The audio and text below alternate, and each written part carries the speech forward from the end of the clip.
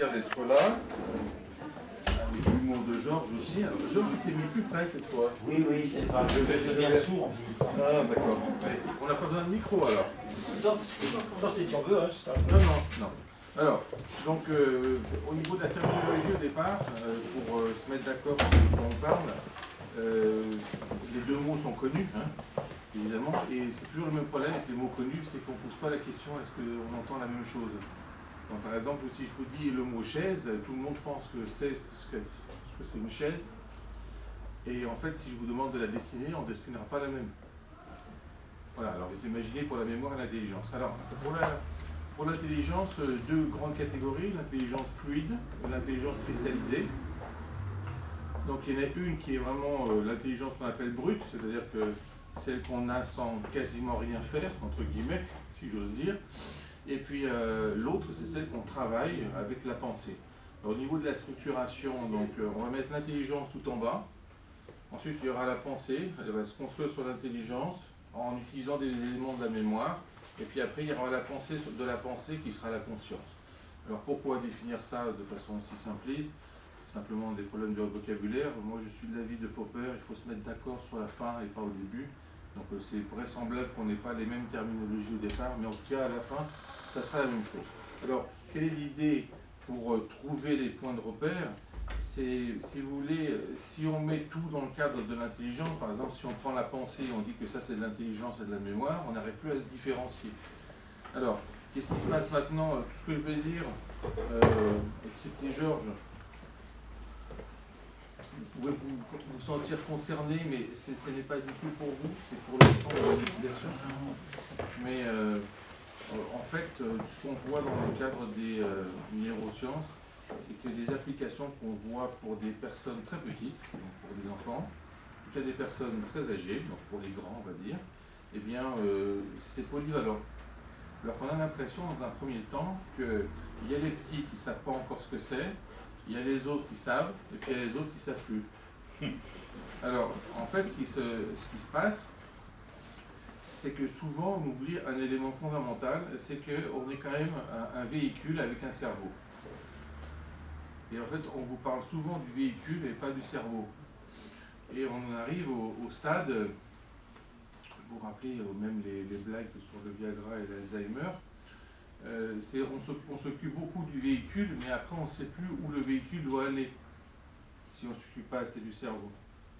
Voilà. Donc la problématique est la suivante. Dans le cadre de l'enseignement, qui vous a touché quand même tout au long de ces décennies, normalement, eh bien, vous êtes tout souvent préoccupé de comment on fait de l'apprentissage efficace, comment on enregistre des données, comment on sait ce que c'est un cours. Et finalement, on se rend compte, surtout dans le cadre des neurosciences, que souvent, en fait, on se base sur le phénomène de répétition. Et qu'à partir du moment où des élèves répètent bien ce que leur a dit un enseignant, l'enseignant considère que c'est acquis. Et il ne se rend pas compte forcément qu'ils ont une super stratégie, ça s'appelle la copie. Alors vous allez me dire, est-ce que ça marche? Eh bien, ça marche très bien, je vais vous dire. Vous arrivez même à jouer au jeu d'échecs en copiant sans jouer au jeu d'échecs. Oui, mais il faut être second hein, quand même. Il ne faut pas être le premier à jouer. Ça veut dire quoi? Ça veut dire que un observateur extérieur, c'est ça le critère qu'on va prendre, c'est comme pour les tests de Turing. Vous savez, si on veut comparer l'intelligence d'un ordinateur avec un cerveau humain, on se dit bon, on va faire différents tests. Et Turing a dit quelque chose de très simple, qu'on utilise par la suite, c'est on va mettre un paravent, on va poser des questions, et si la personne répond alors qu'on n'arrive pas à différencier si c'est un ordinateur ou un humain, ben, c'est un humain. Même si c'est un ordinateur qui répond. Hein, vous voyez? Alors c'est ce qu'on appelle donc le test de Turing. Alors sur certains critères, il passe très bien ce test, c'est-à-dire que si c'est très spécifique, par exemple que je vous ai dit pour le jeu d'échecs et récemment pour le jeu de Go, eh bien l'ordinateur peut répondre comme un humain et on ne s'en rend pas compte. C'est-à-dire qu'on se dit, bah, tiens, là ça c'est une réponse d'humain, quoi. Et après on nous dit comment ça a été fait. Alors, pourquoi je vous dis ça? Quand vous achetez un ordinateur, non c'est peut-être pas vrai ici, mais bon, normalement, quand vous achetez un ordinateur, vous demandez quand même certaines références, pas forcément la marque, mais au moins la vitesse et la mémoire. c'est assez intelligent en fait, parce que finalement vous lui demandez deux objets. Vous demandez est-ce qu'il a une vitesse pour exécuter des tâches, et est-ce qu'il se souvient qu'il les exécute, au moins. Donc en fait, on a une très forte évolution dans le domaine de la mémoire, RAM, et en fait on ne se rend pas bien compte de l'analogie qui se passe avec les individus. C'est-à-dire que par exemple, est-ce qu'il y a des gens qui aiment bien dire qu'ils ne sont pas intelligents? Non. Alors qu'il y a des gens qui aiment dire qu'ils n'ont pas de mémoire. Vous voyez, c'est asymétrique. En fait, on part du principe que ne pas avoir de mémoire, c'est excusable. Alors qu'en fait, c'est ne pas avoir d'intelligence qui est excusable. Parce qu'on ne peut rien faire. Vous voyez? Mais en fait, dans la vie sociale, on préfère dire, voilà, moi j'ai pas une grande mémoire, etc. Bon. C'est comme en fait certains domaines, par exemple, les gens sont très fiers d'être nuls en maths. Vous voyez? Ils vous disent, non mais moi en maths, je suis nul. Voilà. Avec un air comme ça, ils se disent, bon bah c'est bon, c'est réglé, personne ne me posera plus de questions. En fait, sans se rendre compte qu'il n'y a pas de cerveau humain qui n'utilise pas de mathématiques, mais bon, peu importe. Alors qu'en fait, personne n'oserait dire, par exemple, moi je suis nul.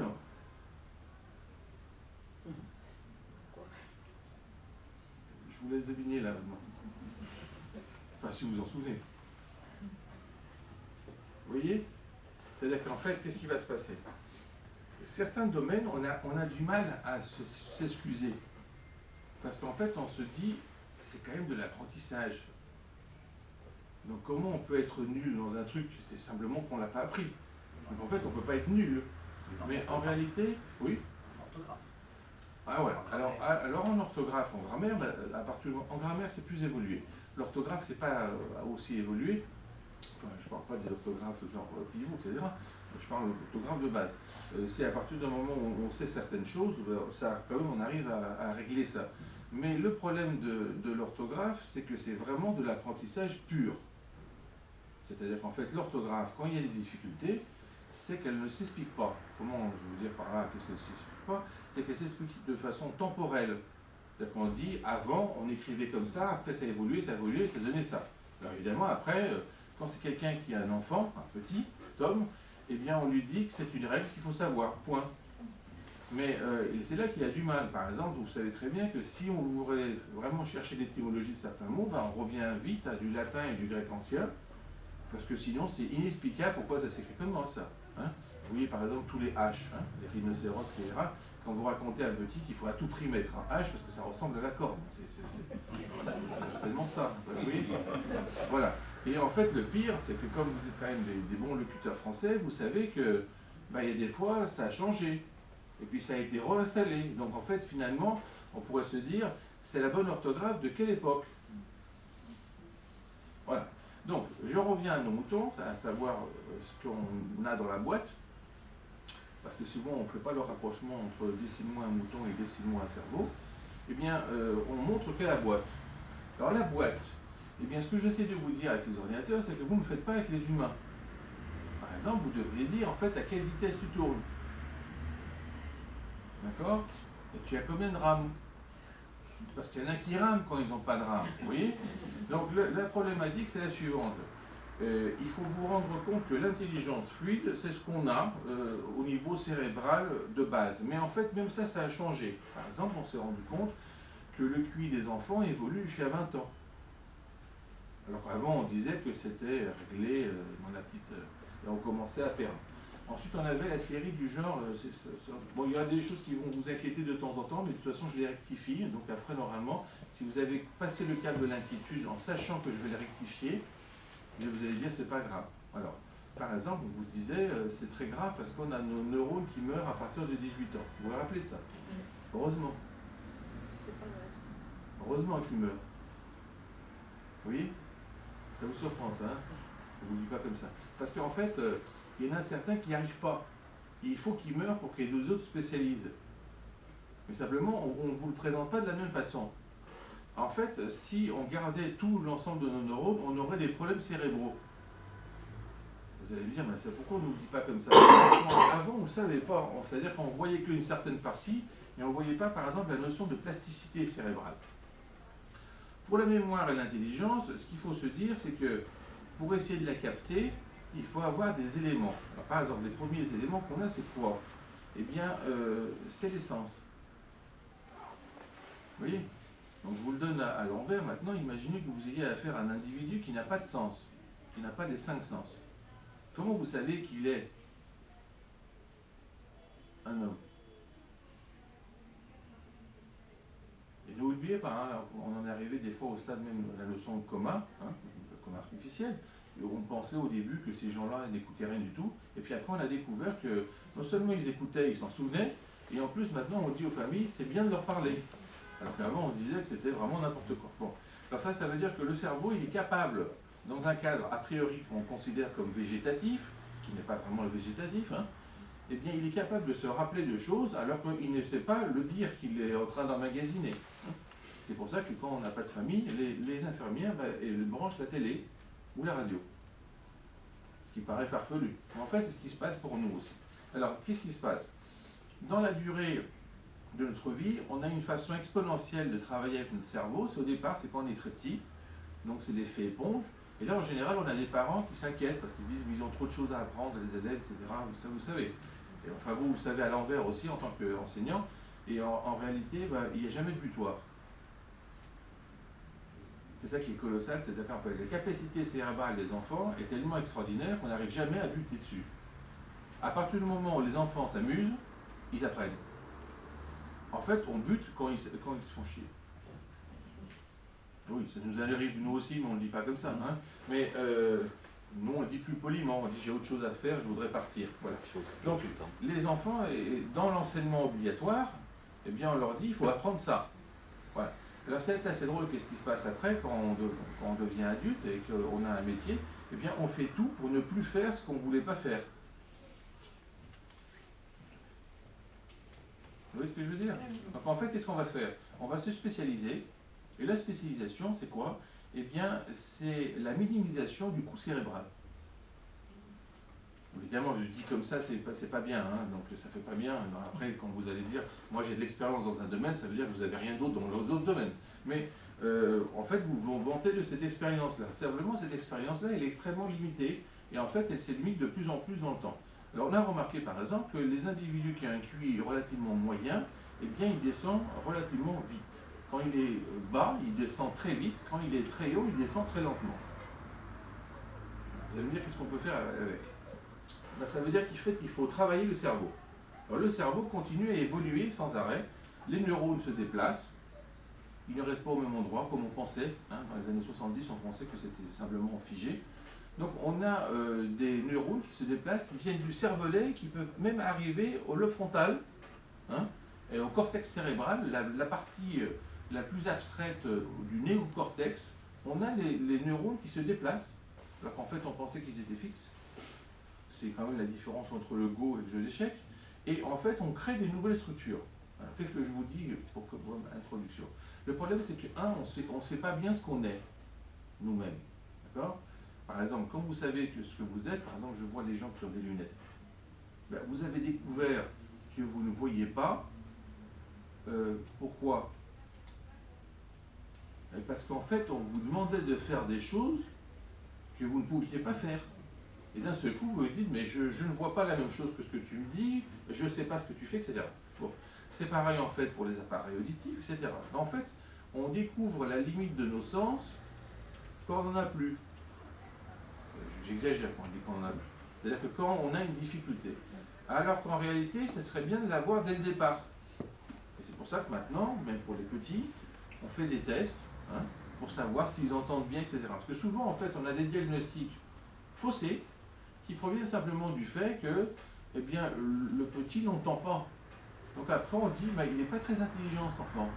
Évidemment, si vous compreniez que la moitié des choses qu'on vous raconte, vous avez l'air d'un idiot. Bon, de toute façon, pour avoir l'air idiot, c'est très simple. Pensez à vous-même dans une autre langue. Vous avez tout de suite une chute. Hein. D'accord? Alors, je vous mets la deuxième langue pour que ça soit sympa. La troisième langue, il faut éviter, hein, parce que maintenant on se sent quand même vraiment très bête. Et vous voyez toujours, moi j'aime bien aussi, vous savez, quand on a des échanges Erasmus, etc., à chaque fois quand on voit des gens qui arrivent, nous on est les Français là, on voit les autres arriver, par exemple d'Allemagne, etc., et on trouve quand même ils sont un peu bêtes. En fait, ils sont un peu bêtes quand ils parlent français. Mais si vous saviez comment nous, on leur paraît quand on parle allemand, il ne faudrait pas leur poser la question, en fait. Voilà. Alors, dans ce cadre-là, ça veut dire quoi? Ça veut dire que Einstein a raison, un individu qui est hors champ d'expérience, eh bien, il a l'intelligence d'un individu qui a 18 ans. Donc, cette phrase est très bien quand vous avez moins de 18 ans. Et après, c'est pas bien. Parce que vous restez là-dessus. Ça veut dire quoi? Ça veut dire qu'en fait, à partir du moment où vous êtes spécialisé, il y a certaines zones de votre cerveau qui ne fonctionnent plus autant parce qu'elles ne sont pas en phase d'apprentissage. Je vous donne un exemple très concret. Par exemple, il y en a certains parmi vous qui sont plutôt acoustiques. Il y en a qui sont plutôt, enfin auditifs. Il y en a qui sont plutôt les yeux. Il y en a c'est plutôt les mains. Et en fait, on n'appréhende pas le monde de la même manière. Par exemple, vous avez quelqu'un. Alors, chaque fois, je dirais un enfant, comme ça ne vous dérangera pas, comme ça, je ne parlerai pas de vous, d'accord? Donc, on dira un grand, ce sera nous, et puis l'enfant, ça sera nous aussi, mais nous, on dira le grand et l'enfant. Alors, vous avez un grand qui regarde un petit, il essaie de lui expliquer un truc, et le grand ne bouge pas les mains, et le petit les bouge sans arrêt. C'est insupportable pour le grand parce qu'il se dit, mais tu comprends pas ce que je dis? Et en fait, il ne se rend pas compte qu'il est dans une autre catégorie. Et que lui, pour réfléchir, a besoin de bouger, alors que le grand, qui par exemple dans le domaine visuel, n'a pas besoin de bouger. Cette difficulté d'approche est importante à mettre en place dans votre tête pour savoir évoluer et pouvoir utiliser des autres aspects. Alors dans le domaine par exemple des sports, tout de suite vous allez avoir par exemple la notion de coach qui va vous expliquer que vous, avec les caractéristiques que vous avez, votre taille, etc., vous pouvez faire ça, vous serez mieux là-dedans, etc. Bon. Et ensuite, quand vous êtes plus âgé, il vous dit, bah là, ça serait bien de vous maintenir dans ce cadre-là, par exemple la piscine, etc. Bon. Et en fait, on utilise très peu le coach cérébral. Voilà. Alors le premier réflexe à avoir, c'est que par exemple, il faut quand même se connaître au moins son master eye. Donc son œil qui vise. Alors pourquoi il faut connaître cet œil? Parce qu'en général, vous connaissez vos pieds, vous connaissez vos mains, et encore les mains, c'est parce qu'on vous a imposé d'écrire, sinon il y en a qui ont quand même des problèmes. Et en fait, pour les yeux, c'est raté. C'est à moins de faire un test spécial, en général, vous passez votre vie sans savoir votre master eye. Alors vous allez me dire, si on arrive à passer notre vie sans savoir notre master eye, c'est que c'est faisable. Il y a d'autres choses qui sont faisables, qui ne sont pas forcément intelligentes, mais qui sont faisables. Alors, quelle est la difficulté? C'est qu'en fait, le master eye, il est très révélateur, c'est-à-dire vos yeux sont très révélateurs de votre cerveau. Pourquoi? Parce qu'ils ne font rien. Vous voyez? Les yeux, en fait, c'est simplement des transmetteurs. Donc, ils regardent, ils n'analysent pas, ils envoient, et tout est fait par le cerveau, et qu'il est obligé de reconstituer. Par exemple, c'est pour ça que les enfants, les très petits, ont des difficultés à voir en 3 dimensions. Parce qu'en fait, il faut que ça se fabrique. Si vous pensez que c'est faux, et si vous pensez que c'est évident, il faudrait vous poser la question pourquoi c'est seulement à partir de Léonard de Vinci qu'on a la perspective. Parce qu'en fait, tous les autres, précédemment, sont restés à ce stade-là. Et c'est pour ça, par exemple, quand vous voyez des iconographies byzantines, la perspective est fausse. Parce qu'en fait, la notion de perspective est évoluée. C'est quelque chose qui est un concept. Ça paraît évident parce qu'en fait, on vous l'a expliqué. Mais pas avant. Bon. Après, on a des problèmes au niveau cérébral, au niveau des synapses, au niveau de la minimisation, etc. Donc, ça veut dire quoi? Ça veut dire que d'abord, il faut s'occuper de son cerveau et pas seulement de son corps. Vous allez me dire, mais est-ce que c'est pas la même chose? C'est pas tout à fait la même chose parce que ça revient en fait à s'occuper de sa voiture et pas du conducteur. Par exemple, si vous êtes fabricant d'auto, vous faites des courses automobiles, vous ne mettez pas n'importe qui dedans quand même, non? Pour courir. Alors qu'a priori, votre machine, c'est la même. Eh bien, c'est pareil pour le cerveau. En fait, on a une tendance à juger les gens en fonction de leur voiture, leur corps. Celui-là, il ne doit pas être... celui-là, il a l'air. Celle-là, quand même. En fait, c'est quand même ridicule, parce qu'à moins d'avoir un scanner et de pouvoir regarder en vivant son fonctionnement cérébral, on peut difficilement juger. Alors, le problème, c'est qu'il faut savoir vite votre œil, votre master eye, c'est très bien. Donc, pour ceux qui ne savent pas, moi j'imagine que vous savez tous, hein, évidemment, quand on est dans l'enseignement ici, vous savez tout sur tout. Hein, mais quand même, je dis au cas où il y a des gens qui ne s'en souviennent plus, hein, que le master eye c'est très simple. Hein, vous tendez les bras, vous faites un petit trou comme ça, vous visez un point qui est assez loin, vous fermez un œil, tendu, hein, tendu. Vous fermez un œil, vous fermez l'autre, et avec un œil vous ne voyez plus la cible, avec l'autre vous voyez. Donc celui avec qui vous ne voyez plus la cible, c'est votre master eye. Alors, votre master eye, il est fondamental. Pourquoi? Parce que c'est votre façon de voir le monde. Par exemple, ceux qui ont un master eye droit, ils ont plutôt tendance à s'asseoir de ce côté. Donc par exemple, quelqu'un qui est par exemple gaucher, et qui peut avoir des tendances à être gaucher au niveau de l'œil, eh bien, il aura une préférence à s'asseoir de l'autre côté. Donc, vous allez me dire, est-ce que c'est vraiment important? Ben, c'est très important dans quel sens? C'est que si vous mettez, vous osez le faire, hein, osez le faire. Il faut prendre, vous voyez, parce qu'il y a des joueurs de bridge, voilà, c'est ouest. Ouest, Voilà, ben, visez ouest, et vous fermez un œil, vous fermez l'autre. Alors si vous le voyez les deux fois, c'est que votre test... avec les deux yeux. Ah non, non, non, Non, je la refais, hein, de ce côté. On est comme ça. Les mains complètement tendues. Voilà, vous visez une cible petite. Voilà, et ensuite vous fermez un œil et vous fermez l'autre.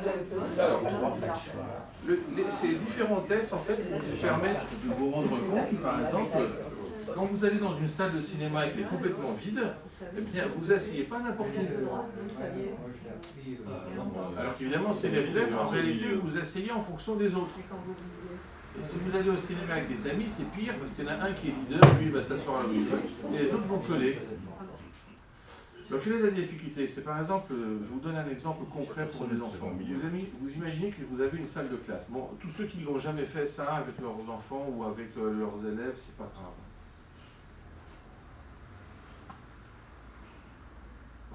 Alors, vous les faites rentrer pour la première fois. L'erreur qu'on fait, tous, évidemment, quand on ne sait pas, c'est qu'on les fait rentrer tous ensemble. Bon. En fait, si on les faisait rentrer un à un, ils sortir, et on leur dit, tu t'assois là où tu préfères, eh bien, ils s'assieraient en fonction de leur cerveau. Alors, il faut réaliser qu'en fait, au début de l'enseignement, il y a certains enfants qui ne sont jamais assis là où il faut. Je vous donne un exemple que ça soit visuel. Bon, vous imaginez une classe en U, d'accord? Et vous êtes maintenant droitier et gaucher. Je suis le prof sur le haut du U, ou à l'envers, sur le bas si vous préférez, vous voyez, sur la partie symétrique. Et je vous dis, vous allez vous asseoir à droite ou à gauche? Alors, le fait qu'elles soient en U et le fait que vous ayez un angle par rapport au tableau, en fonction d'être droitier ou gaucher, c'est très simple. Eh bien, pour moi, les droitiers vont s'asseoir à gauche. Oui? Parce qu'en fait, sinon, ils sont à l'envers. C'est pour ça qu'en fait, dans les salles de congrès, vous voyez, quand on a des tables pour écrire, pour les droitiers, on les met là. Ben, c'est très simple. Essayez maintenant d'imaginer que vous êtes droitier, d'accord, et que vous avez mis la table côté gauche. Ah, vous dites quand même, c'est pourri. Hein. Voilà.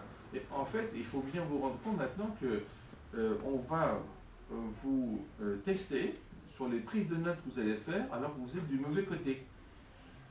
Ben, c'est le problème des gauchers. Voilà, donc 17% de la population est toujours là-dedans, dans ce périple, dans ce périple terrible. C'est-à-dire qu'en fait, il faudrait pouvoir la table enlever et la mettre de l'autre côté. Alors maintenant, dans les grands congrès, évidemment, ça se fait. Alors qu'avant, c'était même pas la peine d'y penser. Hein. Vous vous rappelez, c'est comme le procès de Valet de Lille. On se pose la question si les Indiens ont une âme, mais enfin pour les Noirs, on ne se pose pas la question. Il n'y a pas de procès encore. Alors là, c'est pareil pour les gauchers. Les gauchers n'existaient pas avant. D'ailleurs, de toute façon, vous vous rappelez que le gaucher, ça veut dire... voilà, oui, on ne va pas faire des typologies sur à la droite, voilà, ils sont sinistres, etc. Bon, mais ils existent. Et l'avantage, le fait qu'ils existent, ben, on va se rendre compte que rien que si vous prenez les 8 catégories, parce que si vous prenez votre œil droit-gauche, main droite-gauche et pied droit-gauche, vous avez 8 catégories d'individus. Tout de suite. Ce qui veut dire qu'en fait, quand vous faites par exemple de l'enseignement d'objets tridimensionnels, il faudrait faire 8 cours différents. Je suis sûr que vous l'avez fait, ça. Donc, je vais expliquer pour ceux qui ne l'ont jamais fait. Bien. En fait, par exemple, vous voulez dessiner un cube en 3 dimensions. La perspective, c'est très simple. Eh bien, vous allez vous rendre compte qu'au niveau de la perspective, c'est les cavalières. Hein, eh bien, vous avez 4 axes. Eh bien, vous allez vous rendre compte que vous avez une préférence. Par exemple, les droitiers, droit, droit, droit, préfèrent comme ça qu'ils partent les cubes. Bon. Eh ben, les gauche, gauche, gauche, c'est pas du tout ça qu'ils préfèrent. Alors, qu'est-ce qu'on fait? Eh bien, on dessine d'abord un carré. D'accord? On dessine ce qu'on appelle la poile, 4 fois. Et maintenant, en fait, on dit, on dessine 4 poils, hein, et on dit à l'enfant, on met les numéros au pif. Il faut les mettre au pif, il ne faut pas les mettre dans l'ordre, parce que sinon il préfère le 1, parce qu'on leur a tout de suite dit que le premier c'est quand même mieux que le quatrième. Bien. Et en fait, on leur dit quelle est la poile que vous préférez. D'accord? Vous voulez effacer la poile, deuxième poile que vous préférez parmi les 3, etc. Là, vous allez catégoriser les individus en 24 catégories. Factoriel de 4. Voilà. Donc en fait, ça veut dire que dans votre classe, c'est très faisable d'avoir au moins une dizaine de catégories différentes, juste pour un exemple de type faire le dessin d'un cube. Alors vous imaginez maintenant quand vous allez passer au solide archimédien, au platonicien, etc., ça va être encore plus compliqué. Alors c'est dû à quoi? C'est dû au fait que certaines choses, on les fait par notre cerveau, et notre cerveau, manque de peau, on l'a mis dans une mauvaise bagnole, notre corps. Oui? Ça arrive, hein? Vous êtes dans une 2 chevaux, une Ferrari. Pas de bol quand même.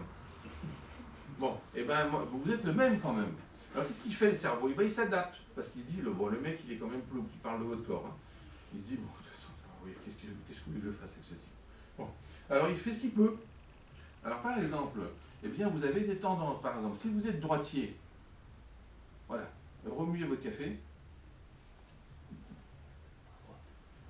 Voilà. Alors en fait, vous allez remuer votre café. Non, c'est une erreur, il ne faut jamais dire ça. C'est exactement le contraire. C'est que le sens des aiguilles d'une montre a été défini par les droitiers. Parce qu'en fait, comme la plupart des horlogistes suisses étaient droitiers, un droitier, quand il remue son café, il le fait comme ça, et bien ils l'ont fait dans le sens des rouages pour qu'ils tournent dans le même sens, que ça leur paraît évident. Donc finalement, c'est à l'envers. Parce que si vous pensez en plus que le sens des aiguilles d'une montre, c'est normal, vous vous rappelez quand même que la Terre tourne à l'envers. Oui, c'est-à-dire que le sens astronomique, et regardez maintenant tout ce qu'on fait en maths, hein, les degrés, c'est à l'envers, c'est tout à l'envers. C'est pas dans ce sens-là. Comment? Ah non, je parle autour du Soleil. Ne vous inquiétez pas pour l'hémisphère. Voilà. Ça, on peut y revenir aussi. Alors, donc ce qui veut dire que votre main, elle a une tendance. D'accord? Bon. Elle a une tendance qui est due au fait des articulations. Bon, ça, c'est pas la faute de votre cerveau, il est fait comme ça. On lui a mis dans une voiture qui a des articulations comme ça. Ce qui fait qu'il va devoir gérer certaines choses. Par exemple, si vous êtes droitier au niveau de l'œil et droitier au niveau de la main, il y a certaines choses qui vont être naturelles. Si vous êtes maintenant gaucher et droitier au niveau de l'œil, certaines choses ne vont plus être naturelles. Elles vont plus être naturelles pour un droite. Mais ça sera très naturel pour vous. Alors par exemple, le fait que vous tourniez comme ça, eh bien, essayez de réfléchir maintenant à ce que vous faites quand vous dessinez un cercle, à main levée. Eh bien, en fait, vous faites exactement la même chose jusqu'à un point. Et puis après, vous complétez. Et si vous voulez que je vous énerve un peu plus, il faut vous imaginer sur le tableau. Parce que ça, c'est le truc, des enseignants. Ça, c'est la mort des élèves. C'est-à-dire qu'en fait, il dit, tu as fait l'exercice? Oui. Bon, on va passer au tableau.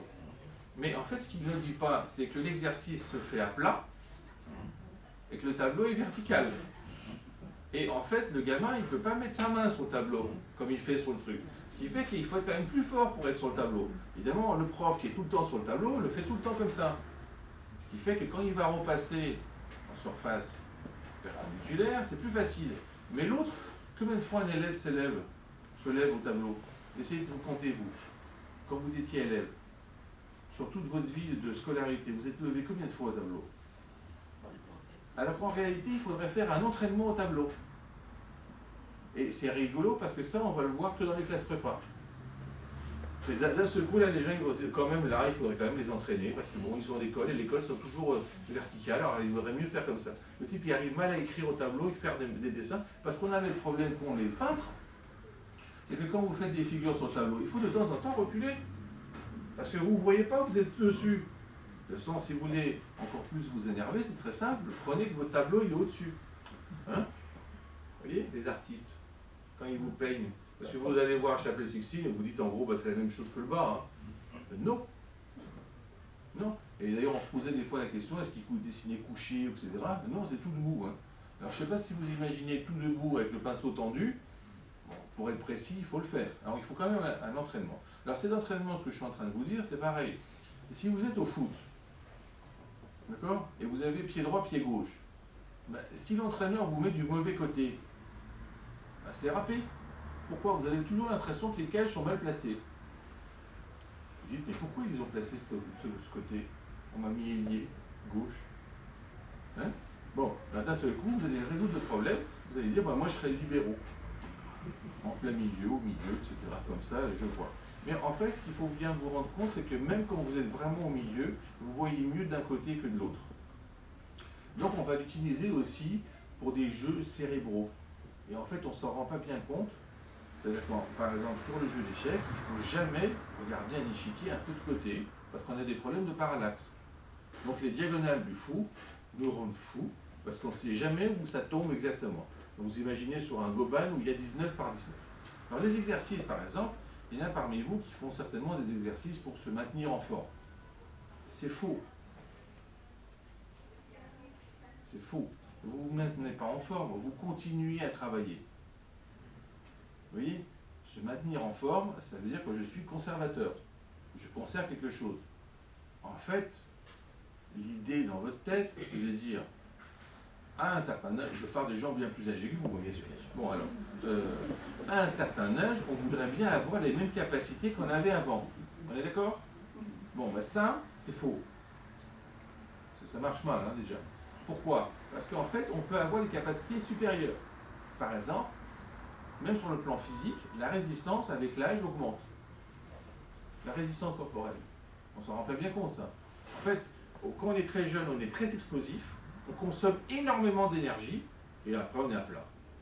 Et vous le voyez très bien, parce qu'en fait, vous vous en souvenez après, quand vous êtes par exemple grands-parents, vous voyez comment les gamins tournent dans tous les sens, et d'un seul coup, c'est, voilà, le pied est fini, ils dorment sur place, quoi. Ils sont capables de dormir. Alors qu'en fait, vous, ils vous en fatiguez moins, vous n'allez pas courir autant, mais vous n'allez pas dormir.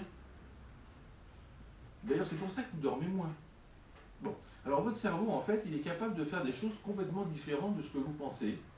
Et il a énormément plus de capacités que ce que vous estimez. Par exemple, vous dites, avec l'âge, bon, j'ai quand même perdu certaines de mes fonctions. Bon, et vous en avez acquis d'autres. Simplement, vous considérez que ce n'est pas équivalent. Et c'est faux. Je vous donne un exemple. Léonard Euler, qui est un très grand mathématicien, il a vu qu'il allait être aveugle. Vous allez me dire, parce qu'on en a un foutre, on n'est pas aveugle. Bon. Je vous donne un exemple extrême. Pourquoi? Parce qu'en fait, il avait perdu son œil à force de travailler, et puis après, il s'est rendu compte qu'il allait perdre l'autre. Donc, il a commencé à faire des techniques pour se rappeler de ce qu'il fait sans voir. Et en fait, il a publié plus quand il était aveugle que quand il était non aveugle. Et il a même entraîné ses élèves pour qu'ils comprennent ce qu'ils notent, en notant différemment ce qu'ils notaient, puisque maintenant ils ne voyaient plus. Alors, qu'est-ce qui s'est passé? C'est qu'en fait, l'effacement de certains sens permet de rendre plus abstrait les autres. C'est-à-dire qu'on arrive à repérer et réparer certaines perspectives qu'on n'a plus, hein, parce que par exemple, on ne voit pas.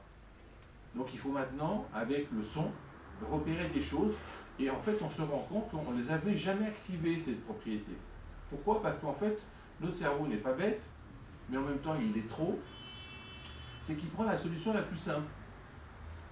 Comme il prend la solution la plus simple, chaque fois qu'elle est activée, eh bien, il ne se complique pas la vie. Si maintenant on bloque la solution la plus simple, on va activer d'autres zones. D'un seul coup, il va se compliquer la vie, ça va nous embêter au début, et puis après, on va se rendre compte que, mais on sait faire ça aussi. Alors, par exemple, pour les jeux. Bon, ici, vous avez beaucoup de bridge. Alors, le bridge est un bon compromis quand même. C'est le meilleur des jeux. Alors attention, hein, tout ce que je vais dire, c'est que c'est par rapport au cerveau. Hein. Vous ne prenez pas que ça vous plaît pas. Ça, c'est les goûts et les couleurs. Qu'est-ce que je veux dire par là? Le jeu de cartes le plus basique, c'est mauvais. C'est mauvais parce qu'en fait, ça utilise simplement le hasard. Simplement, j'ai pas envie de me saouler, je tire, ça tombe au hasard, c'est très simple. Quand je gagne, je suis un champion. Quand je perds, les autres ont eu. Ça se passe comme ça. Hein. Voilà. C'est une question de chance. Bon. Alors c'est pour ça qu'en fait on évite les autres jeux où il n'y a pas de dés, où il n'y a pas de tirage, parce que évidemment là ça se voit. Hein. Vous voyez, voilà. Donc moi j'ai jamais vu de joueur d'échecs dire quand même il a eu du pot. C'est de dire sur quoi. Voilà. Les pieds sont placés au même endroit, etc. Bon. Alors le bridge est évolué, pourquoi? Parce que d'abord il ne joue pas tout seul. Vous allez me dire, les jeux de cartes aussi, non, parce que c'est à cause du duo. Mais en fait, on a un double duo, mais ceux qui sont vraiment des vrais joueurs de bridge savent en fait qu'on joue 1-3. Alors qu'en fait, les gens qui sont à l'extérieur qui ne savent pas, on a l'impression qu'ils voient 2. Mais en fait, il y en a un qui ne joue pas, il y en a un qui simplement donne.